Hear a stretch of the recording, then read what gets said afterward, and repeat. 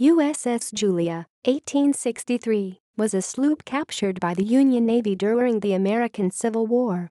She was used by the Union Navy as a tender ship in support of the Union Navy. Julia was an English sloop operating out of Nassau, Bahamas, captured by Union gunboat Sagamore 8 January 1863. When taken some 10 miles north of Jupiter Inlet, Florida, she was attempting to slip through the Union blockade laden with salt badly needed by the Confederacy. She was taken to Key West, Florida, where she was condemned by a prize court and sold to the U.S. Navy.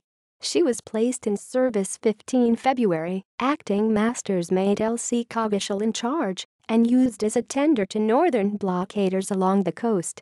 Tahoma, Pursuit, and Eugenie were among the ships she assisted during the war. On 20 February, she shared in the capture of bark Stonewall. Julia was broken up and sold at Key West, Florida, in 1865. References. This article incorporates text from the Public Domain Dictionary of American Naval Fighting Ships. The entry can be found here.